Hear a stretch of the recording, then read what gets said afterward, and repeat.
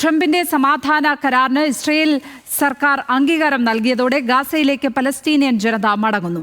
Israeli പ്രതിരോധ സേന നിശ്ചിത രേഖകളിലേക്ക് പിന്മാറി വെടിനിർത്തൽ പ്രാബല്യത്തിൽ വന്നെന്ന് IDF അറിയിച്ചു. അടുത്ത 72 മണിക്കൂറിനുള്ളിൽ ബന്ദിമോചനം നടക്കും. അനുപമ ശ്രീദേവിയാണ് ഇന്റർനാഷണൽ ഡെസ്കിൽ നിന്ന് വിവരങ്ങളുമായി ചേരുന്നത്.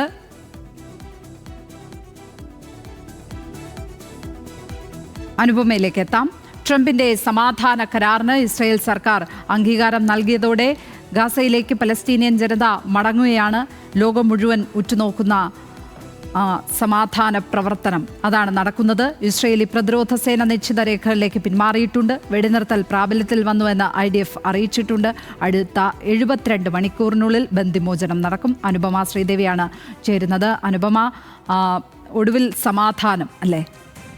തീർച്ചയായും ലക്ഷ്മി, ഈ ലൈൻ ഓഫ് കൺട്രോളിൽ നിന്ന് ഇസ്രയേലി സൈന്യം ഇന്ത്യൻ സമയം ഏകദേശം 2:30 ഇപ്പോൾ അമേരിക്ക നിശ്ചയിച്ചിട്ടുള്ള യെല്ലോ ലൈൻ എന്ന പുതിയ നിയന്ത്രണ രേഖയിലേക്ക് മാറിയിരിക്കുന്നത്. ഈ ഒരു സമയത്തോടെയാണ് ഇന്ത്യൻ സമയം ഉച്ചയ്ക്ക് 2:30 ഗാസയിൽ ഔദ്യോഗികമായിട്ട് തന്നെ ഈ സമാധാന കരാർ വെടിനിർത്തൽ പ്രാബല്യത്തിൽ വന്നിരിക്കുന്നുവെന്ന് IDF അറിയിച്ചിരിക്കുന്നത്.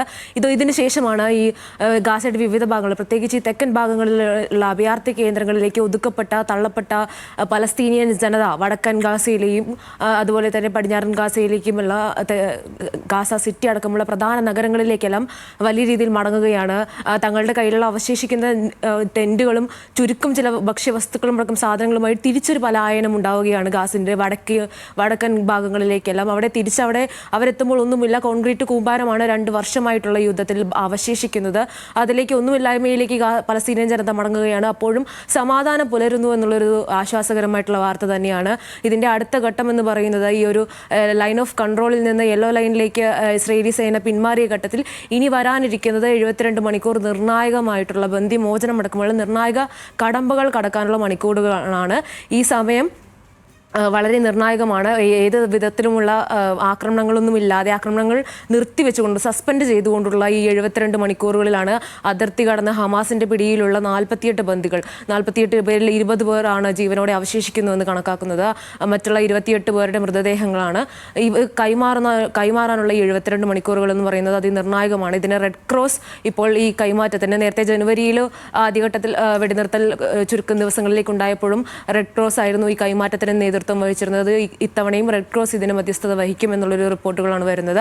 ഈ ഒരു സമയത്തിനുള്ളിൽ ജീവനോടെയുള്ള ബന്ദികളുടെ കൈമാറ്റം എന്തായാലും ഉണ്ടാകും. ഈ മരിച്ചവരുടെ കൈമാറ്റത്തിന് ഒരു കാലപരിധി ഇതുവരെ നിശ്ചയിച്ചിട്ടില്ല. അതായത് പലയിടങ്ങളിലായിട്ട് മറവ് ചെയ്തിട്ടുള്ള ഈ മൃതദേഹങ്ങൾ വീണ്ടെടുക്കുന്നതിനടക്കം സമയം ആവശ്യമാണെന്നാണ് ഹമാസ് ആവശ്യപ്പെട്ടിരിക്കുന്നത്. അതുകൊണ്ട് തന്നെ അതിനൊരു കാലപരിധി നിശ്ചയിക്കുന്നതിൽ ഇനിയും ദൈർഘ്യം ഉണ്ടാകും. അതുപോലെ തന്നെ ഈ തിങ്കളാഴ്ചയാണ് ഈ 72 മണിക്കൂർ പരിധി അവസാനിക്കുന്നത്. അതിനു മുൻപ് ഈജിപ്തിൽ ലോകം ഉറ്റുനോക്കുന്ന ഒരു സമാധാന പ്രക്രിയയാണ് അവിടെ നടന്നുകൊണ്ടിരിക്കുന്നത്. പലസ്തീനിയൻ ജനത ഗാസയിലേക്ക് തിരിച്ചെത്തുന്നു. ആ പലായനത്തിൻ്റെ ഒരു റിവേഴ്സാണ് നടന്നുകൊണ്ടിരിക്കുന്നത്. അവർ തിരിച്ചെത്തുമ്പോൾ അവിടെ ഒന്നും ഉണ്ടാവില്ല, ചിലപ്പോൾ അവരുടെ വീടുകളൊന്നും ഉണ്ടാവില്ല, കെട്ടിടങ്ങളുണ്ടാവില്ല, പക്ഷേ സമാധാനം ഉണ്ടാകും എന്നുള്ളതാണ് പ്രതീക്ഷ. അതാണ് ലോകത്തിൻ്റെ ആകെ പ്രത്യാശ. അനുപമ ശ്രീദേവിയാണ് ഇന്റർനാഷണൽ ഡെസ്കിൽ നിന്ന് വിവരങ്ങൾ പങ്കുവച്ചത്.